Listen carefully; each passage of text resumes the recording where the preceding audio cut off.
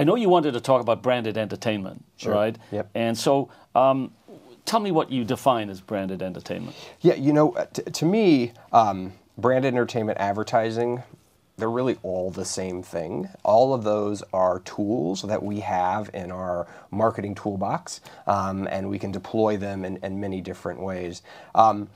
I think if you think about like how you might define the difference between, say, branded entertainment and an ad, I think the way you do that is you have to think about it maybe from a consumer standpoint, and at the risk of offending a piece of our industry.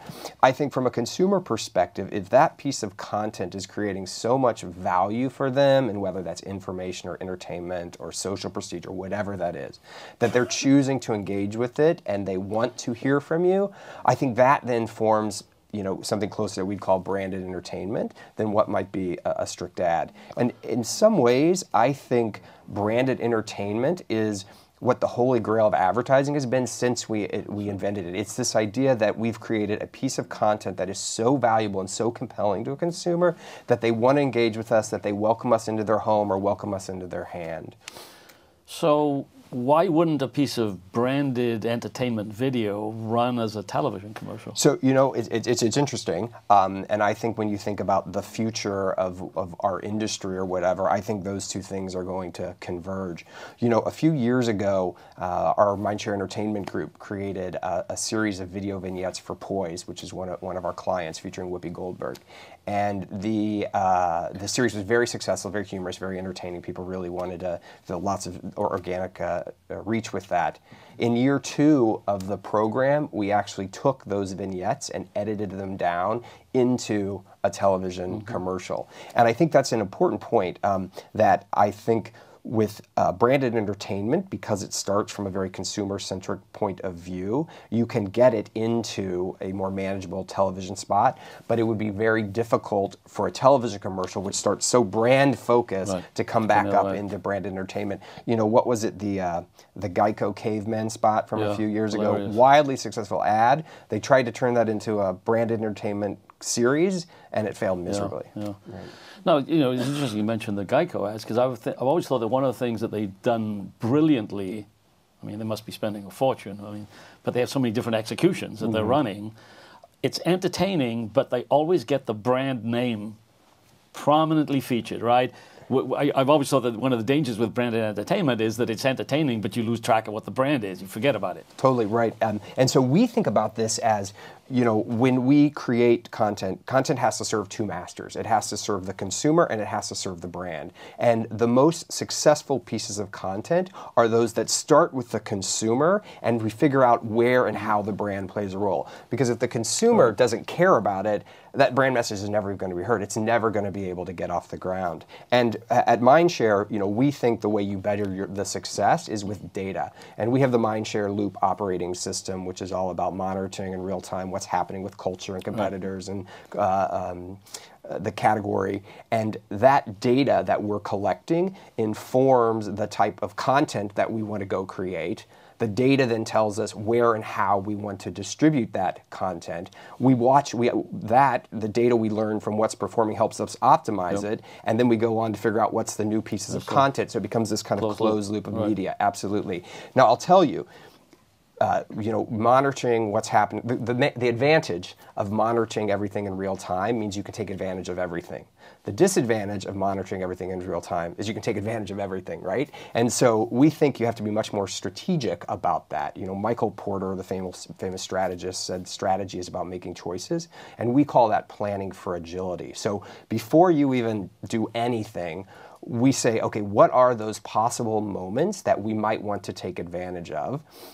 Which ones do we want to take advantage of? And should we decide to act, what's the type of response we might want to have?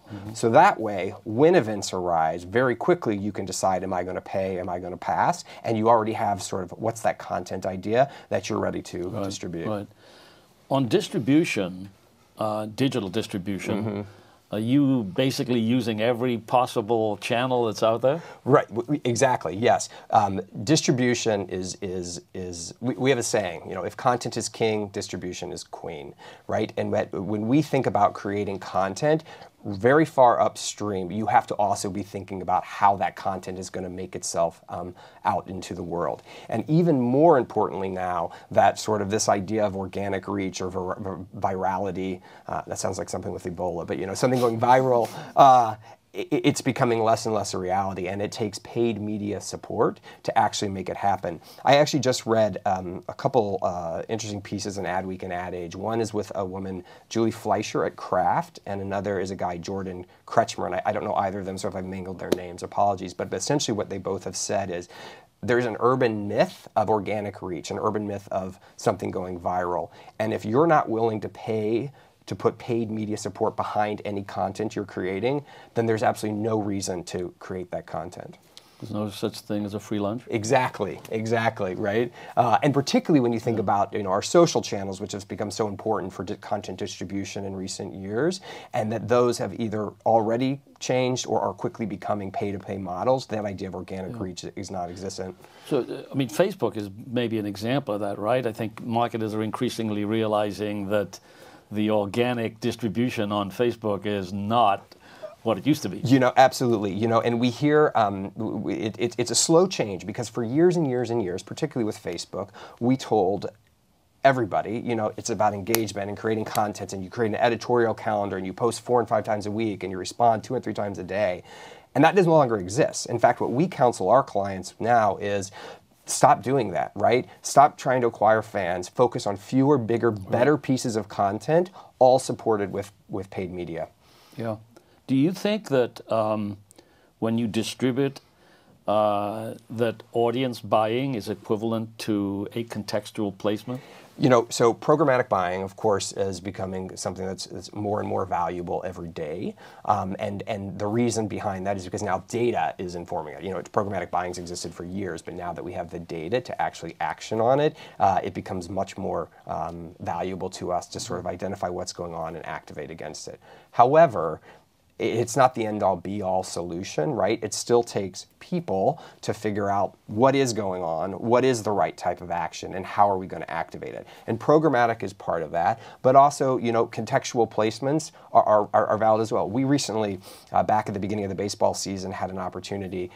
Daniel Murphy plays for the Mets, took 2 days of paternity leave, and missed the first 2 games of the season, and sports radio erupted in uproar. But we thought that's an opportunity for our brand Huggies to play a role. And so as part of that, we had a very quick, within 24 hours, activation that involved programmatic, it involved blogger outreach, it involved display contextual placements, and involved a lot of PR. So we use all channels depending on what our objective is, because they all can be equally, if not more important in some cases. But you still believe that there is a role for the premium publisher in terms of amplifying the effectiveness of the ad? Absolutely, absolutely. And particularly right now, right, programmatic is a way to find the right target and get a message out to them quickly, right? But it's those direct publisher, premium publisher relationships that, at least for the moment, allow us to go on and do those more custom things that particularly from somebody coming from a creative background, that are really interesting. Yeah. Cool. Well, thanks a lot. That was, sure. It was a great discussion. Awesome. Good to see you again. Likewise.